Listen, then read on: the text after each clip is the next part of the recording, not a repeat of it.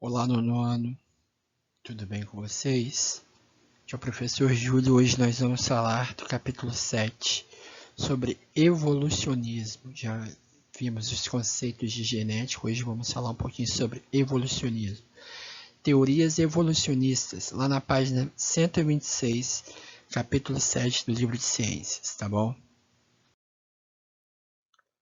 Para começar a falar sobre o evolucionismo, teorias evolucionistas, nós temos que entender sobre o fixismo primeiro. Até meados do século XVIII, predominava a ideia de que as espécies eram fixas e imutáveis, ou seja, não ocorriam mudanças, né? Cada ser teria surgido de maneira independente e mantido sempre as mesmas características, sem se modificar ao longo do tempo. Esse era o fixismo, tá? A partir do século XIX, alguns cientistas aí começaram a defender as hipóteses de que as espécies se modificam e evoluem com o passar do tempo. Tentaram explicar de que maneira essa evolução poderia ocorrer. Esses cientistas eles passaram a ser adeptos do evolucionismo. Observe essa imagem aqui. A imagem da esquerda demonstra o fixismo, ou seja, as espécies permaneciam as mesmas, não ocorriam mudanças aí, né? Agora observem o evolucionismo. Os evolucionistas eles defendiam a hipótese de que todos os seres viventes atuais compartilham um ancestral comum, ou seja, todas as espécies tinham um ancestral. Olha a primeira espécie de borboleta ali, geraram várias outras, ou seja, tinha um ancestral comum que foi evoluindo e gerando novas espécies aí, que dá a ideia do que é o evolucionismo, né? O lamarckismo, vamos entender o que é lamarckismo. Jean-Baptiste Lamarck, ele era um biólogo francês que acreditava que todos os seres vivos evoluíam e se modificavam de acordo com as mudanças do ambiente, tá? Olha uma fotinha dele aí. A teoria dele era fundamentada em duas leis: a lei do uso e desuso dos órgãos e a da herança dos caracteres adquiridos, né? Vamos entender um pouquinho. A lei do uso e desuso, esse princípio afirma que as partes do corpo que são usadas com frequência tornavam-se mais fortes e desenvolvidas, enquanto aquelas que eram pouco utilizadas, elas iam se atrofiando e aos poucos sumindo.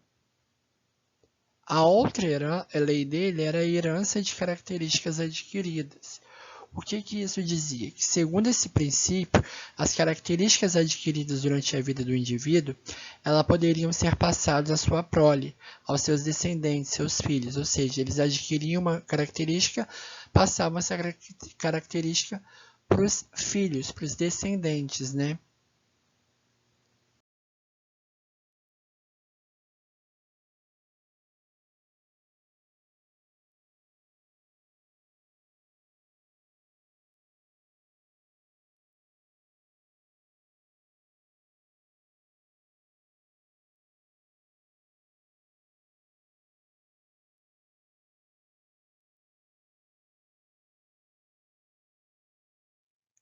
As girafas, elas esticavam seus pescoços a fim de conseguirem alimento, fazendo com que essa parte do corpo ficasse cada vez mais forte e maior, que aí aplica a lei do uso e desuso, ou seja, elas usavam bastante essa parte do corpo e foi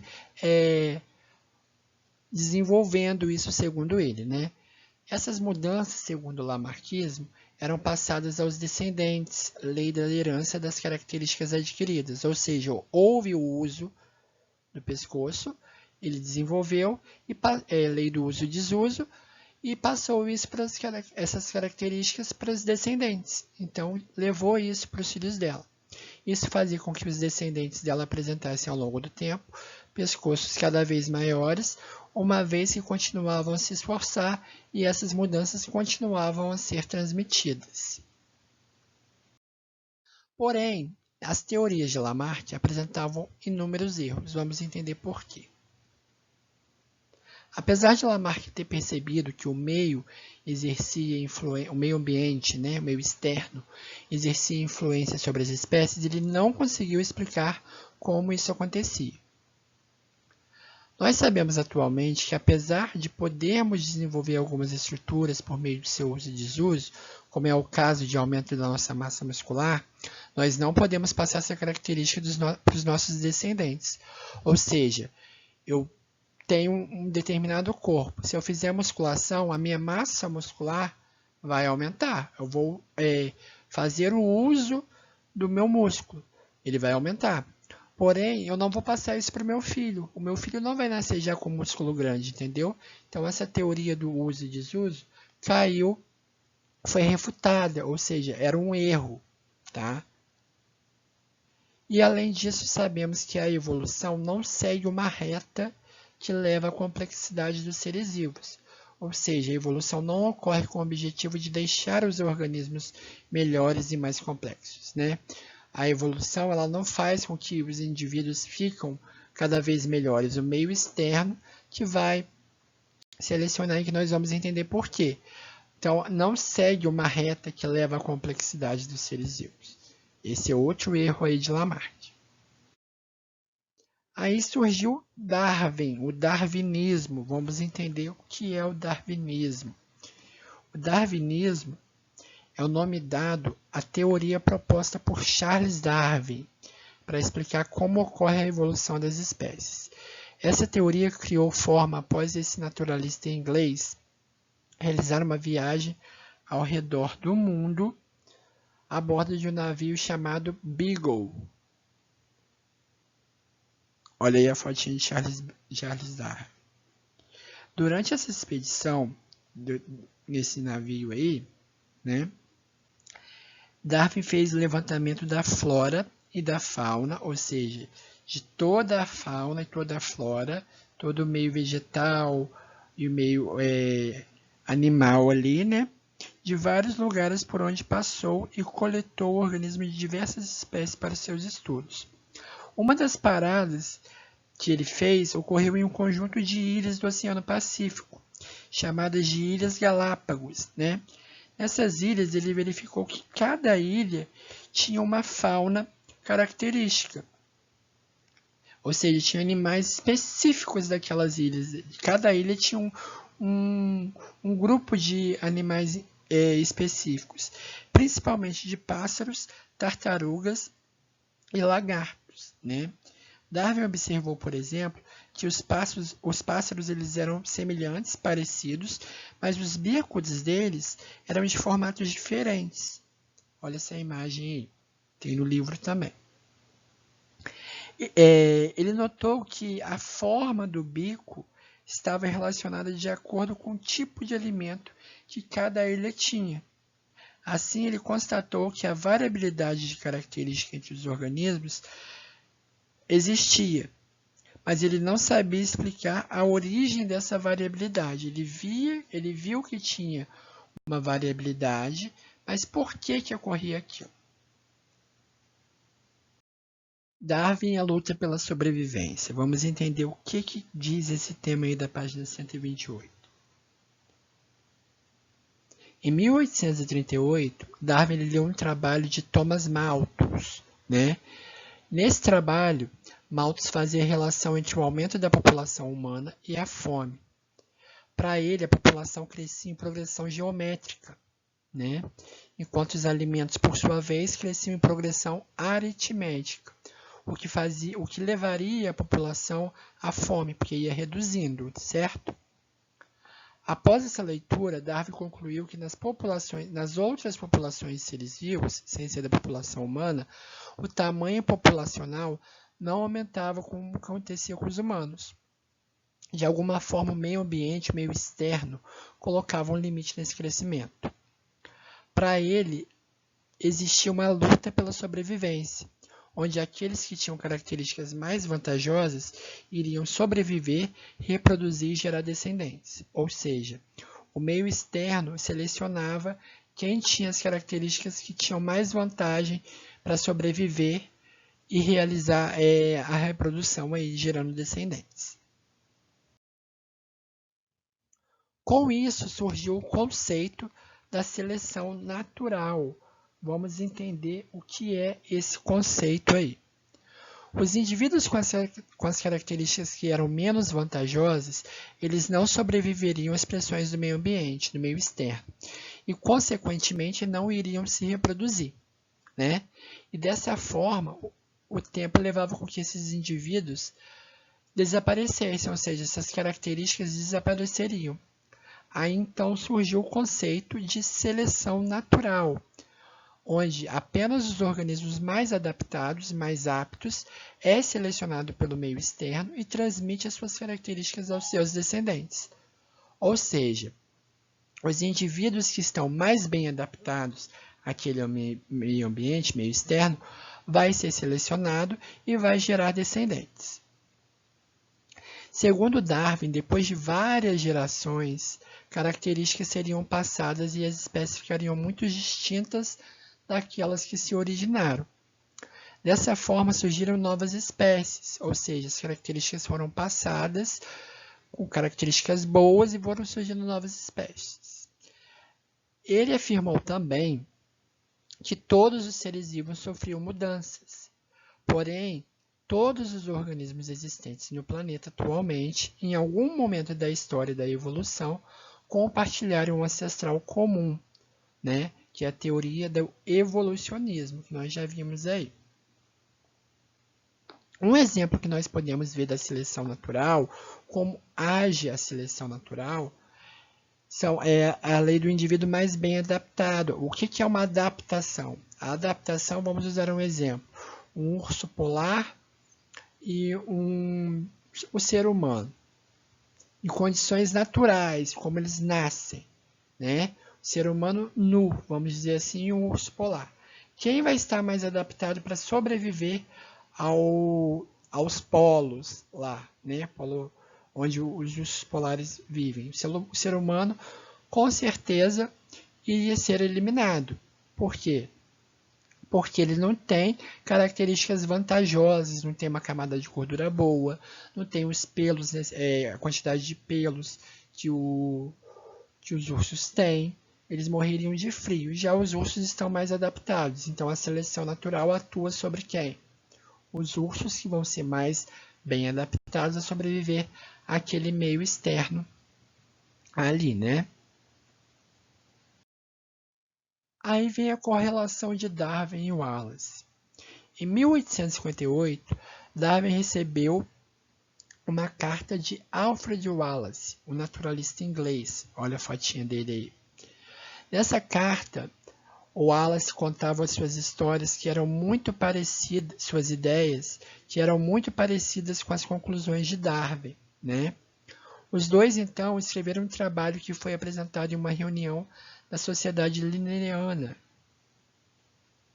Diante dessas conclusões semelhantes de Wallace e Darwin, Darwin apressou em publicar seu trabalho.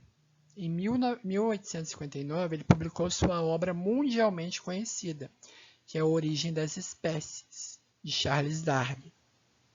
Nesse livro, ele apresentou sua teoria da evolução, na qual 2 pontos merecem destaque: a seleção natural que nós acabamos de falar e a ancestralidade em comum.